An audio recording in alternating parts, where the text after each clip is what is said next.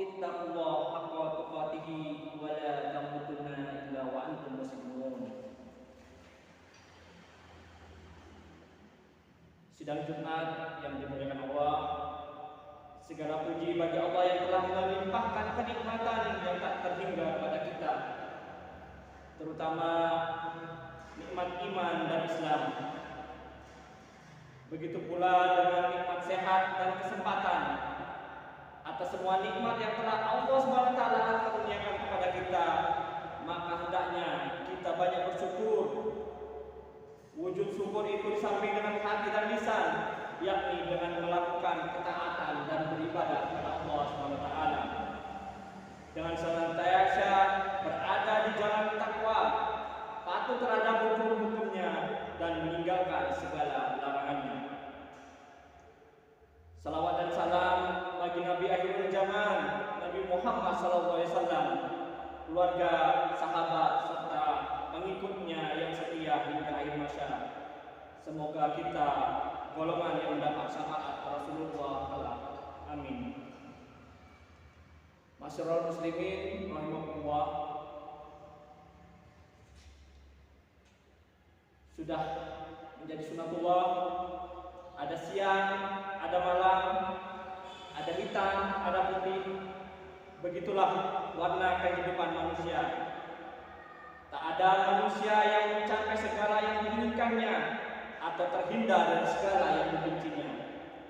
Ada kalanya senang, tapi ada kalanya juga bersedih. Begitu pula ada kalanya kita sehat, tetapi pasti juga pernah merasakan sakit.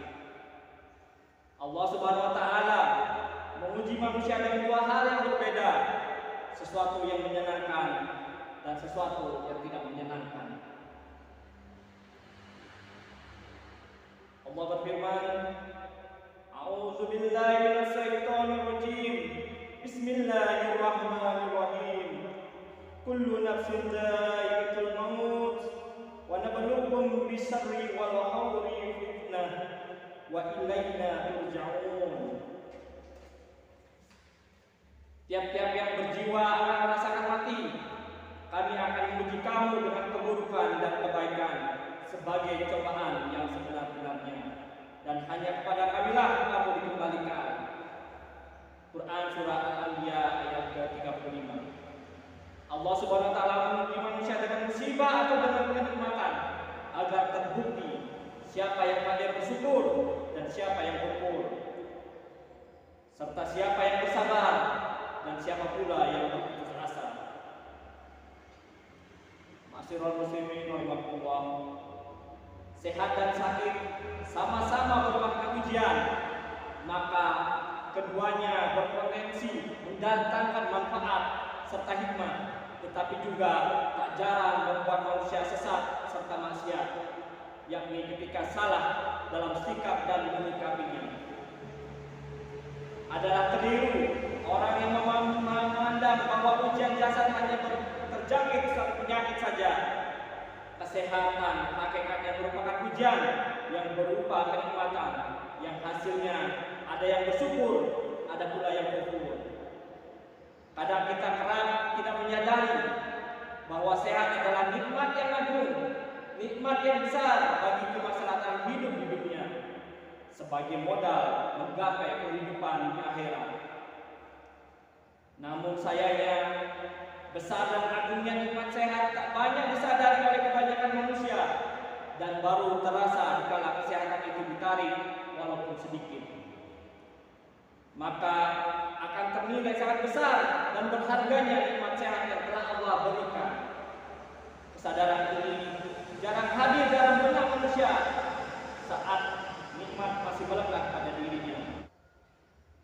Hal ini telah Rasulullah SAW mengingatkan dengan sabda beliau, nikmatani maghfurun fihima katsirun minan nas as-sihhatu wal faragh. Dua nikmat yang sering dilupakan oleh kebanyakan manusia ialah sehat dan waktu luang. Hadis riwayat Imam Bukhari. Sidang Jumat yang dimuliakan Allah, hasil positif ujian berupa kesehatan adalah syukur.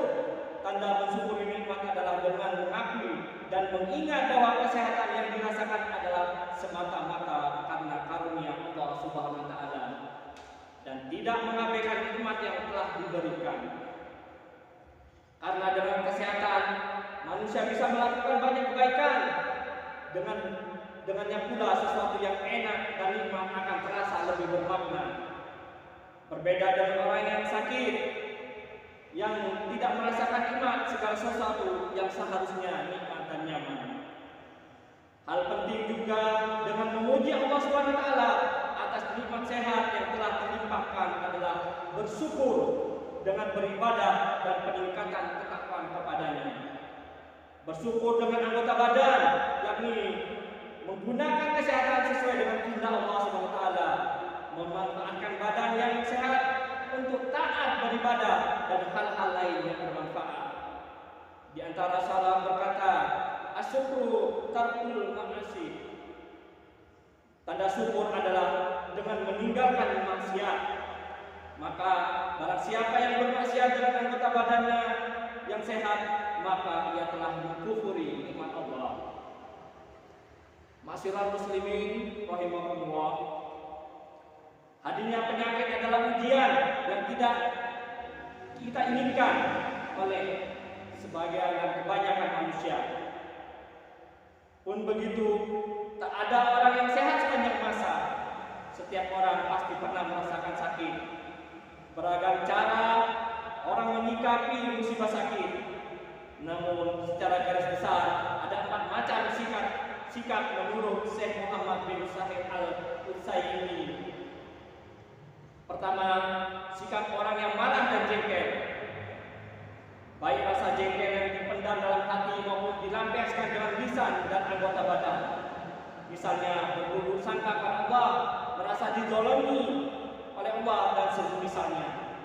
Atau yang diungkapkan dengan lisan seperti keluhan yang mengindikasikan keputusasaan, mencela takdir, apalagi jika ditunjukkan dengan anggota badan, seperti dengan sengaja bermaksiat, meninggalkan perintah, padahal mampu menjalankan, dan tingkah laku lain sebagai pelampiasan atas kekesalannya. Dia adalah orang yang gagal dalam menjalani ujian.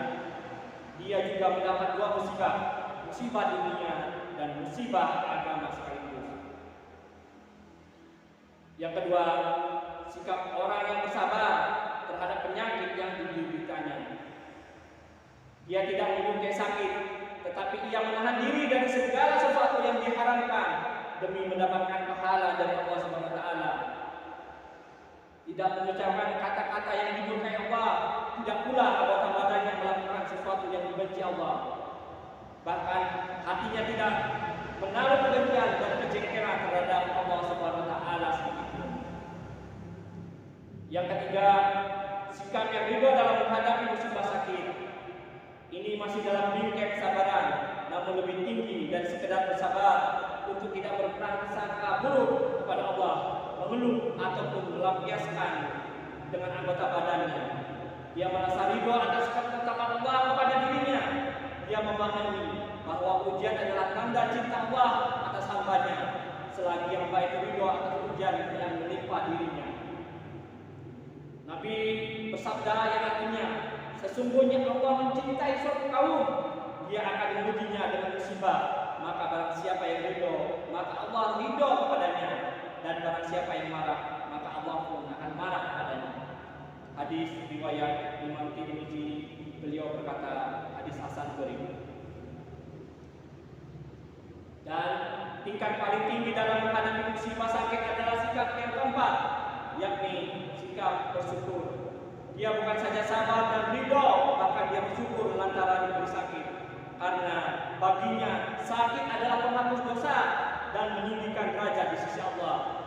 Nabi SAW bersabda, tiada seorang muslim yang tertusuk duri atau musibah yang lebih berat dari itu, melainkan dicatat sebaginya 1 derajat dan dihapus dengannya 1 kesalahan. Hadis riwayat Imam Muslim. Ma'asyiral muslimin rahimakumullah. Menyikapi itu, kita tentunya harus bijak. Bukanlah kebaikan jika seseorang berdoa dan berharap diberi penyakit. Dan bila kita mengalami sakit, segeralah bertaubat. dan berobat. Hal ini tidaklah mengurangi nilai sabar. Karena itu jalan ikhtiar kita untuk sehat, untuk menggapai keridhaan Allah Subhanahu wa taala.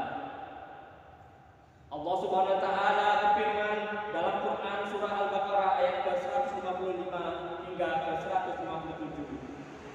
Dan sungguh akan kami berikan cobaan kepadamu dengan sedikit ketakutan, kelaparan, kekurangan harta, jiwa dan buah-buahan. Dan berikanlah berita gembira kepada orang-orang yang sabar, yaitu orang yang apabila ditimpa musibah mereka mengucapkan inna lillahi wa inna ilaihi raji'un. Sesungguhnya kami adalah milik Allah dan kepadanya kami kembali. Mereka itulah yang mendapat keberkatan yang sempurna dan rahmat dari Tuhan mereka, dan mereka itulah orang-orang yang mendapat petunjuk. Masyarakat muslimin rahimahullah, sebagai penutup khutbah Jumat ini, semoga apa yang tersampaikan dapat memberi hikmah bagi kita semua. Marilah kita sebagai hamba Allah senantiasa beristighfar, memohon ampun kepada Allah, sehingga kita dapat menyikapi dengan selalu berprasangka baik terhadap apa yang telah Allah berikan kepada kita. Semoga keimanan dan ketakwaan kita pada Allah Subhanahu wa taala selalu bertambah dari waktu ke waktu, sehingga kita tergolong hamba-hamba Allah yang pandai bersyukur. Amin, amin, amin ya rabbal alamin. Barakallahu li wa lakum fil Qur'anil azim wa nafa'ani wa iyyakum bil ayati wa dzikril hakim wa taqabbala minni wa minkum tilawatan innahu samiul alim wa qur rabbi fir warham wa anta khairul